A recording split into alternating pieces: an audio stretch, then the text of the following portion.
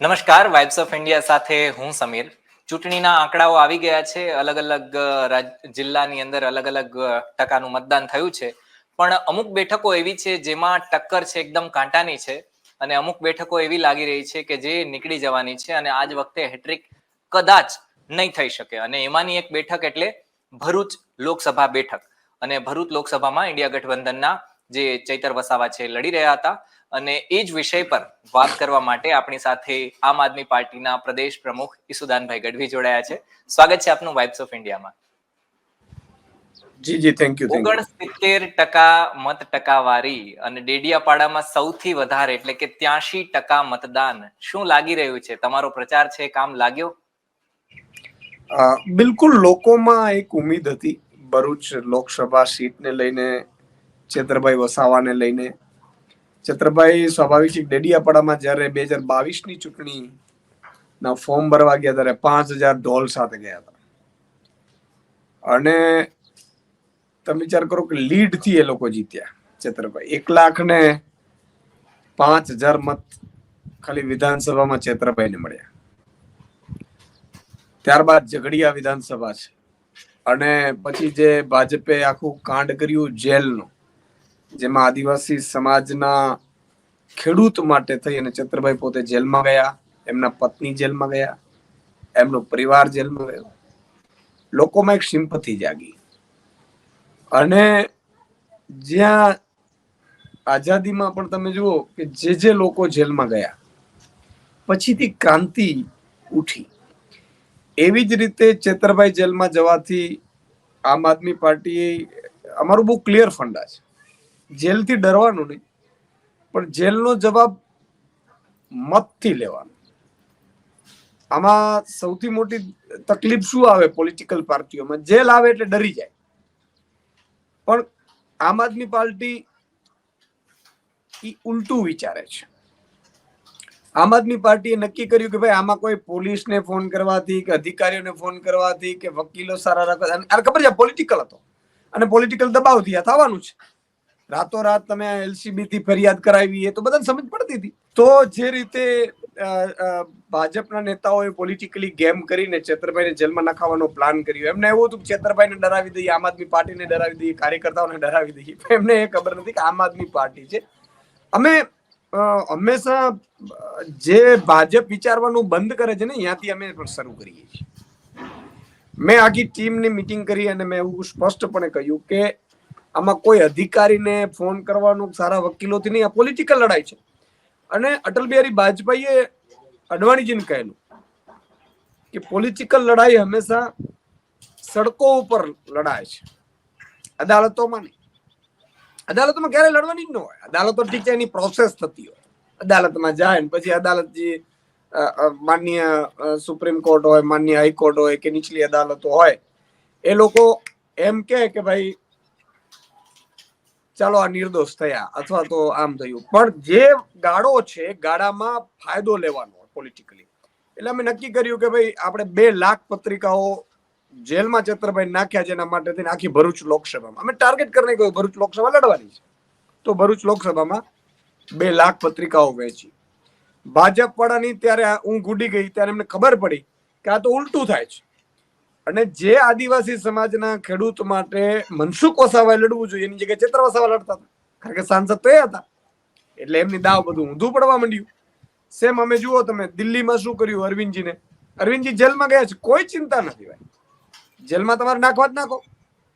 પણ જેલનો જવાબ મતથી અમે લાવ્યા. એક સોંગ બનાવ્યું અને ચૂંટણી પંચે એને મનાઈ કરાવી દીધી. ચૂંટણી પંચે કે નહીં, આ સોંગમાં તો વાંધો છે ભાઈ, કે જેલનો જવાબ મતથી કે નહીં ચાલે એમ. પ્રધાનમંત્રી છે આવા નિવેદનો કરે છે, ધાર્મિક નિવેદનો કરે છે, એડવર્ટાઇઝો છપાવે છે. ચૂંટણી પંચ મૂંગો છે, આંખો દેખાતી નથી, એ કાન છે સંભળાતા નથી, અને સોંગ માટે થઈને પણ આમ આદમી પાર્ટી ક્લિયર કરેલું. અને એટલા માટે જુઓ તમે ચેતરભાઈ વસાવાને આખા ભરૂચ જિલ્લામાં પછી છૂટ્યા પછી એમની યાત્રાઓ કાઢી, સ્વાભિમાન યાત્રા, પછી અમારી જે પ્લાનિંગ થયું, અને બહુ ક્લિયર કટ અમે માનીએ છીએ કે ચેતરભાઈ વસાવા 50,000 થી વધુની લીડથી જીતે છે. ઓકે, આપ પત્રકાર પણ છો અને આમ આદમી પાર્ટીના પ્રદેશ પ્રમુખ પણ છો. આપણે વિધાનસભાની ચૂંટણીઓની વાત કરીએ તો જંબુસર, વાગરા, એના સિવાય અંકલેશ્વર આ બેઠક એવી હતી કે આમ આદમી પાર્ટીને આમાં બહુ વધારે મત નતા મળ્યા. લગભગ મારા ખ્યાલથી જ્યાં સુધી મને યાદ છે ત્યાં સુધી 5,000 પણ મત નતા મળ્યા. અને આ વખતે જો એ મત ટકાવારીની આપણે વાત કરીએ તો પણ 65% અને એ જ રીતના મત ટકાવારી છે, 65 અને 64%. તો તમને શું લાગે છે કે આ વિસ્તારમાં આમ આદમી પાર્ટીને કાઠું પડી શકે છે? જુઓ સમીરભાઈ, હંમેશા ચૂંટણીઓ છે એ કઈ ચૂંટણી છે એના ઉપર મતદાન થતું હોય છે. વિધાનસભાની ચૂંટણીના ક્રાઇટેરિયા અલગ હતા, કારણ કે ચેતરભાઈ ડેડિયાપાડામાં લડતા હતા અને જે બીજા કોંગ્રેસ સાથે ગઠબંધન પણ નહોતું. સામે પક્ષે અમારા કેટલાક કેન્ડિડેટો હોઈ શકે નબળા પણ હોય, જે બહુ જ માની લો કે વાગરા છે તો એમાં બહુ ઓછા મત અમને મળ્યા. પણ એની સામે તમે જુઓ કોંગ્રેસને, તો કોંગ્રેસને બહુ લીડ મળી છે, નથી મળી એવું નથી. બીજું કે ત્યારે અલગ અલગ ઉમેદવાર હોય, વિધાનસભા હોય, 7 વિધાનસભા હોય, આમાં ચેતરભાઈ વસાવા એક હોય અને ચેતરભાઈની પોતાની લોકપ્રિયતા હોય. સામે મનસુખભાઈ વસાવાની લડાઈ છે, એમણે 30 વર્ષમાં કંઈ કર્યું ન હોય અને એ આદિવાસી સમાજ હોય, બીજા સમાજો હોય, આખા ઉમેદવારોમાં પણ ઘણા બધા ફરક આવતા હોય. એટલે અમે જે રીતે ગણતરી કરી છે એમાં અમને 3 થી 4 એસેમ્બલીમાં આ લોકસભામાં પણ અમે લીડમાં છીએ. ચેતરભાઈ વસાવા લીડમાં છે એટલે સમીકરણો અલગ હોય, મુદ્દા અલગ હોય અને ડેડિયાપાડામાં માની લો કે જે મતદાન થયું એનાથી પણ વધારે લીડ ડેડિયાપાડામાંથી નીકળશે. શું કામ? કારણ કે ત્યાં ચેતરભાઈ વસાવા લોકસભા માટે લડે છે, એ એક આનંદ હોય. ઝઘડિયામાં પણ લીડ નીકળશે બહુ વધારે. જે વખતે ઝઘડિયામાં અમને એટલા મત, કારણ કે સ્વાભાવિક છે કેન્ડિડેટ ઉપર ડિપેન્ડ. આ વખતે ચેતરભાઈ વસાવાની લોકપ્રિયતા ત્યાં વધારે છે એટલે એમાંથી પણ વધારે લીડ નીકળશે. બીજું કે મનસુખભાઈ વસાવા છેલ્લા 30 વર્ષથી જીતતા આવતા હતા, લડતા આવતા હતા. આદિવાસી સમાજ 36% છે, માઇનોરિટી 14% છે, અધર બાકી છે. એટલે એ આદિવાસી સમાજના નામે કરે કઈ નહીં, પણ એના નામે બીજા જે 30-40 હજાર જે ભરૂચ સહિત બધી વિધાનસભાઓમાં પણ આદિવાસી સમાજના મત છે એ અમને બેઠા મળતા હતા. એ આ વખતે નહીં મળે અને એમાં આદિવાસી સમાજમાં છેતરભાઈ હીરો છે એટલે સમીકરણો બધા બરોબર બંધ બેસે છે અમારે. અને ઇન્ડિયા ગઠબંધનમાં પણ તમે જુઓ, બેનું ભેગું કરીએ એટલે ખૂબ સારી એવી એ પણ થતી હતી અને એટલા માટે જ અમે દાવો કરીએ છીએ. બીજું મારે એ પણ તમને કહી દઉં કે ભાવનગર સીટ પણ આમ આદમી પાર્ટી જીતે છે. એમાં અમે લીડનો અત્યારે બધા બૂથના આંકડાઓનો અભ્યાસ અત્યારે કરી રહ્યા છીએ. મેં અત્યારે બધા આંકડા મંગાવ્યા છે ટીમ પાસે. એમાં પણ આશ્ચર્યજનક પરિણામ આવશે. જય ભવાનીના નારા સાથે મારે અભિનંદન આપવા પડે છત્રીસ સમાજના આગેવાનોને કે એમણે બૂથો સંભાળી લીધેલા, પેજ સંભાળી લીધેલા અને એટલા માટે વિશ્વાસ છે કે એ સીટ પણ અમે જીતીએ છીએ. અચ્છા, ત્યાંના ઉમેદવાર હતા એ કોળી સમાજના હતા અને સામે પણ પરિસ્થિતિ એવી જ રીતના હતી. તો આમ આદમી પાર્ટીને ત્યાંથી, મને અહીંયાથી તમે વાત કરી કે 50,000ની લીડથી અમે જીતેશું, પણ ત્યાંથી તમે જો કઈ કમેન્ટ કરી શકો કે અમને અંદાજો આટલો છે કે લીડ એટલી મળી શકે જો જીતો તો? ભરૂચમાં પણ મેં મિનિમમ કહ્યું છે 50,000. અમારે ગણતરીમાં તો 80,000 થી લાખની લીડ અત્યારે દેખાડે છે. ઓકે, સ્વાભાવિક છે કે 15-20,000 30,000 મેનેજ કર્યા હોય. આમાં પણ તમે જે પ્લાનિંગ છે અમારું એમાં બહુ ક્લિયર છે કે ભાવનગરમાં પણ જે ઉમેશભાઈ અને અમારી આગળ સાગરભાઈની આખી ટીમને મેં બૂથ લેવલના બધા આંકડાઓ ચેક કરાવ્યા છે. એમાં અંદાજ એવો આવે છે કે એમાં પણ લીડ હતી, કારણ કે હજી બધા આંકડાઓ હજી મારી પાસે નથી આવ્યા, પણ જીત છે એ નક્કી છે એવું અત્યારે અમને લાગી રહ્યું છે. બાકી તો જનતા જનાર્દન હોય છે, છેલ્લે નિર્ણય એને ઈવીએમમાં શું આપ્યું હોય. પણ એટલું ચોક્કસ છે કે આ સીટ ઉપર પણ મને આશા છે જે પ્રાઇમરી આંકડા પ્રમાણે કે 30 થી વધારેની લીડ અત્યારે અમને ટેન્ટેટિવલી દેખાઈ રહી છે. હજી એક વિધાનસભાના આંકડા આવવાના બાકી છે એટલે જોઈ લઈએ. અમે 2-3 વિધાનસભામાં માઇનસ છીએ, બાકીમાં અમારે લીડ છે. એટલે માઇનસ અને લીડની વચ્ચે જે ડિફરન્સ છે એ થોડું અમારે કાઢવાનું થોડું બાકી છે. પણ એ પણ સારી મજબૂતાઈથી અમે કાઢીએ એવી શક્યતાઓ છે. ઓકે, તમે ભરૂચની વાત કરતા હતા ત્યારે તમે વાત કરી હતી મનસુખ વસાવાની કે 6 ટર્મથી ચૂંટાતા આવે છે અને જેમ આપે કહ્યું એ મુજબ કે કામ નથી કર્યું. ખેર એ બાજુ બીજા નેતાની વાત કરીએ તો છોટુ વસાવા જે કદ્દાવર નેતા છે હતા, અત્યારે ઉંમરના કારણે થોડી પકડ છૂટી ગઈ છે, પણ એમનો જે વારસો છે, રાજકીય વારસો, એ એમના 2 દીકરાઓ છે સંભાળી રહ્યા છે અને એક તો ભારતીય જનતા પાર્ટીમાં પણ જોડાઈ ગયા છે અને બીજા બીએપીમાં પણ છે. તો આના કારણે આમ આદમી પાર્ટીને કેટલું નુકસાન થઈ શકે છે વોટમાં? જુઓ, છોટુ દાદા છે એ આદિવાસી સમાજમાં ઘણા સમયથી ધારાસભ્ય રહ્યા. એમને એમના દીકરા બને સમયાંતરે એમના દીકરાએ ભાજપને પસંદ કરી. સમાજ છે હંમેશા આદિવાસી સમાજની પૈસા એક લાગુ ભાજપે નથી કર્યું, અનુસૂચિત 5 ભાજપે લાગુ નથી કરી, શિક્ષણનો વિકાસ ભાજપે નથી થવા દીધો, આદિવાસી સમાજની ગ્રાન્ટો છે ભાજપે વાપરી નથી, અને જે ફંડ આવે આદિવાસી સમાજ માટે એને વનવાસી કરી અને થોડું ઘણું એ કરે, બાકી બારોબાર પોતાના કાર્યક્રમોમાં તાઇફાઓમાં વાપરી નાખે. એ આખું સમાજ જાણતું.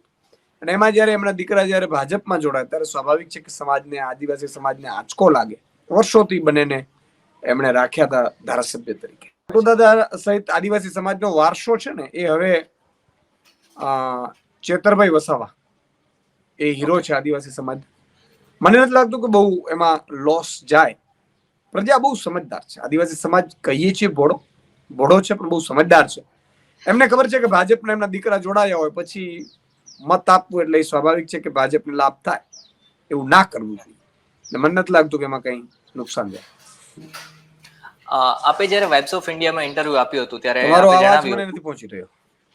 ઓકે, જ્યારે આપ વાઇબ્સ ઓફ ઇન્ડિયાની ઓફિસ આવ્યા હતા, ઇન્ટરવ્યુ આપણે થયું હતું ત્યારે આપે જણાવ્યું હતું કે મેં અને ગુજરાત પ્રદેશ કોંગ્રેસના શક્તિસિંહ ગોહિલ જે પ્રમુખ છે એમણે બેઠક કરી હતી અને સ્થાનિક જે છે મુમતાઝ પટેલ એ નારાજ હતા અને એમની સાથે વાટાઘાટો વગેરે કર્યું હતું. પણ આપણે એમની ટ્વીટ વગેરે જોઈએ સોશિયલ મીડિયાની અંદર, જ્યારે માફ કરશો, ગોપાલ ઇટાલિયાએ જ્યારે વાત રાખી હતી કે અમે ભારતીય આમ આદમી પાર્ટી છે જીત રહ્યા છે, ત્યારે એમને કમેન્ટ એવી રીતના કરી હતી કે ભરૂચ પ્રદેશ કોંગ્રેસ અને ગુજરાત પ્રદેશ કોંગ્રેસ બંનેનું નામ તમારે લેવું જોઈએ. એની પહેલા જ્યારે આપણે વાત કરીએ તો એની પહેલા પણ એમણે એવું કહ્યું હતું કે ચૈતરભાઈને મારી જરૂર નથી અને માટે જ હું નવસારીમાં છું. આપે તો કહ્યું હતું કે મારી અને શક્તિસિંહજીની વાત થઈ ગઈ છે, પણ લાગી તો એમની કોમેન્ટ ઉપરથી એવું જ રહ્યું છે કે એ તો નારાજ જ છે. નહીં, મેં પછી ટ્વીટ કર્યું હતું. ઇન્ડિયા ગઠબંધનના તમામ કાર્યકર્તાઓનો પણ આભાર માન્યો છે. ક્યાંક અમારી સ્વાભાવિક છે કે દોડાદોડીમાં ચૂક રહી જતી હોય તો બની પણ શકે. અને આમ તો નારાજગી હતી નહીં, પણ સ્વાભાવિક છે કે જે અમે પ્રદેશના નેતા હોઈએ એકવાર વાત કરતા હોઈએ અને કોશિશ કરતા હોઈએ કે ભાઈ સમૂહ સૂત્ર બધું ચાલે, અને પછી હા પાડતા હોય એટલે માની જતા હોઈએ કે સ્વાભાવિક છે કે હવે બધા કામે લાગી ગયા છે. ક્યાંક ક્યાંક ચૂક રહેતી હોય, પણ કોઈ એવી નારાજગી નહોતી અને બધા લોકો સાથે મળીને હતા. ભરૂચ સીટ ઉપર હોય, ભાવનગર સીટ ઉપર ઇન્ડિયા ગઠબંધનના તમામ સાથીઓએ દિલ લગાવીને કામ કર્યું છે. હું સૌનો ફરીથી શુક્રગુજાર છું કે એવી મજબૂત ટીમ, કેટલીક જગ્યાએ કોંગ્રેસના કાર્યકર્તાઓએ બૂથ પણ સંભાળ્યા, સ્વયંભૂ બૂથ સંભાળ્યા. એમણે અમારી જે ક્યાંક ખામીઓ રહી જતી હોય તો એમાં પણ સુધાર કરીને એમણે જે કામગીરી કરાવડાવી સેલ્યુટેબલ છે. આમ આદમી પાર્ટીના એક એક કાર્યકર્તા ખૂબ મજબૂતાઈથી લાગી પડ્યા હતા.